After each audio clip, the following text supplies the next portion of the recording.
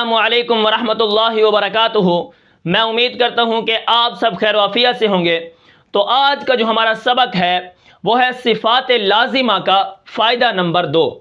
جیسا کہ آپ کو معلوم ہے کل ہم نے فائدہ نمبر 1 پڑھا تھا، جس کے اندر میں نے آپ کو یہ بتایا تھا کہ ایک شک و شبہ ہو سکتا ہے کہ آپ اگر یہ کہیں کہ صفات لازمہ متضادہ اور صفات لازمہ غیر متضادہ کا نام کیوں رکھا گیا، ٹھیک ہے۔ اسی طرح کل میں نے وہ فائدہ بیان کیا تھا، پہلا فائدہ۔ اگر آپ نے نہیں دیکھا تو میرے چینل پر جا کر آپ وہ فائدہ نمبر 1 دے سکتے ہیں۔ اس کے بعد یہاں پر دیکھیں، حضرت مصنف نے دوسرے فائدے کے اندر یہ بتایا ہے، یہاں پر تفصیل تو بہت زیادہ ہے لیکن اس تفصیل کو میں یہاں پر 3 سوالوں کے اندر لے آیا ہوں، ٹھیک ہے۔ آج کا جو ہمارا سبق ہے وہ ہے 3 سوالوں کے جواب، یعنی میں نے یہ فائدے سے نکالے ہیں، ٹھیک ہے۔ تو یہاں پر دیکھیں نمبر 1 پر کیا ہے، وہ یہ فرماتے ہیں کہ کیا کوئی شخص محض کتابوں سے مخارج و صفات پڑھ کر قاری بن سکتا ہے؟ یہ ایک سوال ہے، ٹھیک ہے، سوال نمبر 1، ٹھیک ہے۔ اگر کوئی شخص کیا کرے، کتابوں سے مخارج پڑھ لے، صفات پڑھ لے اور خود کو کہے کہ میں اب قاری بن گیا ہوں، تو کیا یہ ایسا ہو سکتا ہے؟ تو اس کا جواب یہ ہے ہرگز نہیں۔ کیونکہ اس میں ماہر مشاق استاد کی ضرورت ہے۔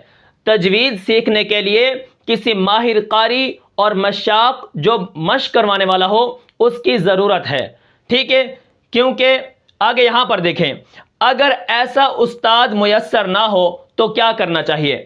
اب سوال نمبر 2 کیا ہے، اگر ایسا استاد میسر نہ ہو، یعنی جو کیا ہے مشق بھی نہ کروا سکتا ہو اور اسی طرح جو کیا ہے خود ماہر نہ ہو، تو اس حالت میں کیا کرنا چاہیے؟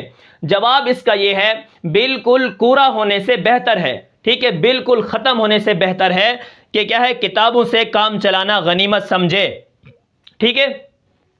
اگر آپ کو کوئی ایسا استاد میسر نہیں ہے تجوید سکھانے والا، ٹھیک ہے، مشق کروانے والا، تو پھر ہاں آپ پھر کیا کر سکتے ہیں، کتابوں سے پڑھ کے کام چلا سکتے ہیں، اور یہ بھی غنیمت ہے۔ کتابوں سے مخارج صفات سیکھ کر کام چلا سکتے ہیں، یہ آپ کے لیے کیا ہے، غنیمت ہے، تاکہ عمل نہ صحیح کم از کم علم سے محروم نہ رہے، ٹھیک ہے۔ عمل نہیں ہوگا، آپ سیکھ تو لوگے لیکن عمل آپ کے اندر اس وقت آئے گا جب آپ کیا کریں گے، کسی ماہر قاری سے مشاق کرنے والے سے سیکھیں گے، ٹھیک ہے۔ اب یہاں پر وہ فرماتے ہیں تاکہ عمل نہ صحیح، آپ پڑھ تو ہوگے کتابوں میں سے، عمل نہ صحیح کم از کم علم سے محروم نہ رہے، ٹھیک ہے۔ تجوید و قرات کا علم سیکھنا فرض کفایہ اور اس کے اوپر عمل کرنا فرض عین ہے، یہ بات آپ یاد رکھیں۔ تو یہ ہمارے 2 سوال ہو گئے، ٹھیک ہے۔ اب جو تیسرا سوال ہے وہ بہت اہم ہے، ٹھیک ہے۔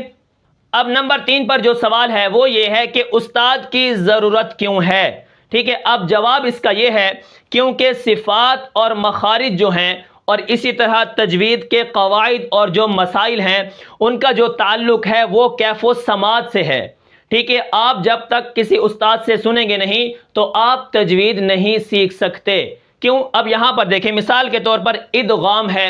ادغام کا مطلب اگر آپ پڑھ لیں کہ ایک دوسرے میں حرف کو داخل کرنا، آپ اس کا طریقہ کس سے سیکھو گے کہ حرفوں کو کس طرح داخل کیا جاتا ہے؟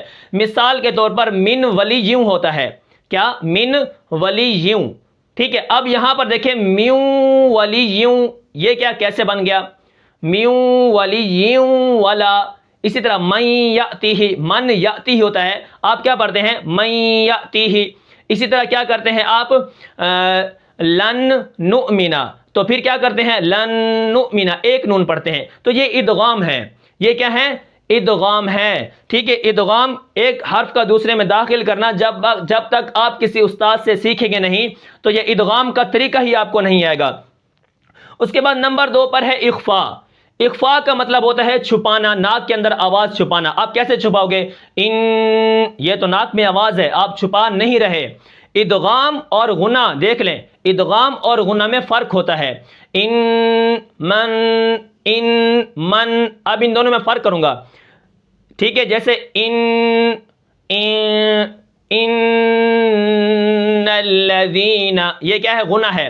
ان الذین، یہ غنہ ہے۔ اب کیا ہے؟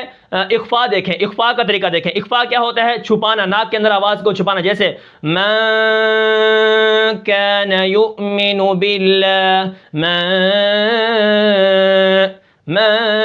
ان یہ فرق ہے.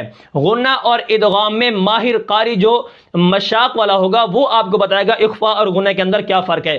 عام آدمی بالکل نہیں من کان یؤمن باللہ پڑھے گا, ان الذین پڑھے گا, جہاں پر بھی وہ آئے گا وہ اخفاء کو نہیں جان سکے گا.